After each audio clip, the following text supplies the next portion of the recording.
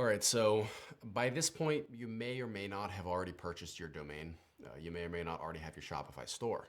We're going to talk just a little bit about domains, why they matter, what kind of domain that you should get.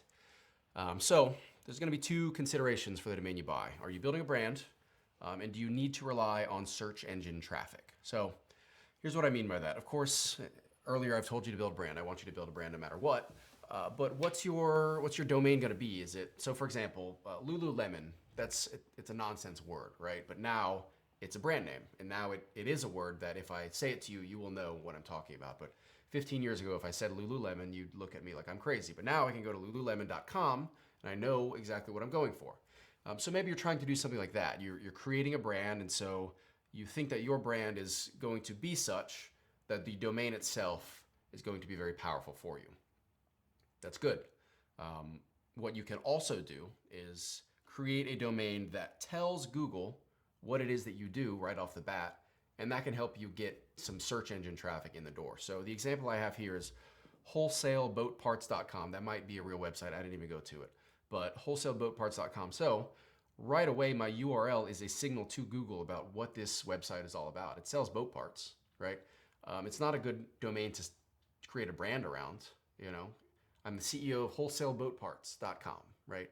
Doesn't really sound as great as I'm the CEO of Lululemon, but it is useful. So you can consider one of those two things when it comes to purchasing your brand or purchasing your domain. Do you want to create that brand, or do you want to rely heavily on the search engine traffic? I don't have a recommendation for you. I want you to consider, and maybe even before you actually buy a domain, complete this whole course and then make that consideration. Now, if you've already bought a domain, maybe by the time you're at the end of this course, you say, oh, I actually want to switch to the other kind. Maybe I did it for a brand, but I want search engine traffic, or vice versa. You're probably aware of this by now. Domains can be pretty cheap, depending on what you go after. And which leads me well into my second lesson here. Don't ruin your day over domains. Because you might think, I really want coolshoes.com, but coolshoes.com is taken. Shoes.com is taken. You can get any domain you want if the price is right, but don't, you're starting a new business here. You've got a limited budget. Don't go and spend $5,000 purchasing a domain right off the bat. That's not going to be the most important part of building your brand. So there's a few alternatives. One, the main one is just pick a different name. That's the easiest one. But .com isn't the be all end all. There's alternatives to it. And there's a couple dozen top level domains. There's .com, .co, .net, .org. These are all things that'll rank on Google just as well as a .com will. Now, let's say you go on GoDaddy. If you go on GoDaddy, there's .print, there's .art, there's all kinds of, there's .anything. Now, not everything is a top level domain. So you can get pretty far down there.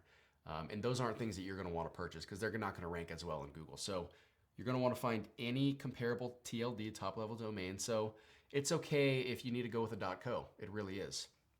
And one thing I don't want you to consider is, well, the .com already exists. I can't just buy the .co. Well, why not? Like, you don't know who those people are. Right? So let's use a retail example. Let's say I'm opening up a Chinese restaurant in town and I call it China One. There's 1,000 China Ones around America, but there's no reason why this other China One can't also succeed. So having a .com and a .co, they can be two totally different brands. And as an example, we went with eCommerceUniversity.io. If we were eCommerceUniversity.com, it would have cost me a lot more money, and it already exists. A lot of domains are just sitting still. So as of this writing, this could change by the time you're watching this. But as of this writing, if you go to eCommerceUniversity.com, it goes nowhere. So I don't really care. I'll just go with the .io. It's a top-level domain. It cost me 99 cents, and we're just going to move on with that. But let's just say you really need that domain. You have to have it.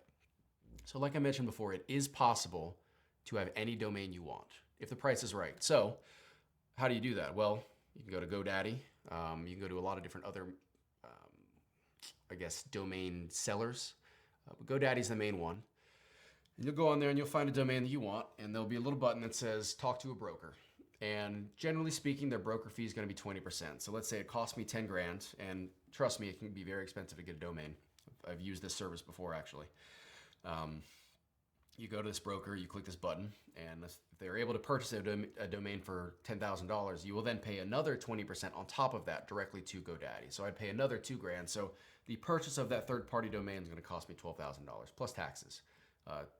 Is that the best use of your startup money, spending 12 grand on some domain when you can use that 12 grand, you can spend that on advertising and freelancers and new product, things like that? I'm going to say no.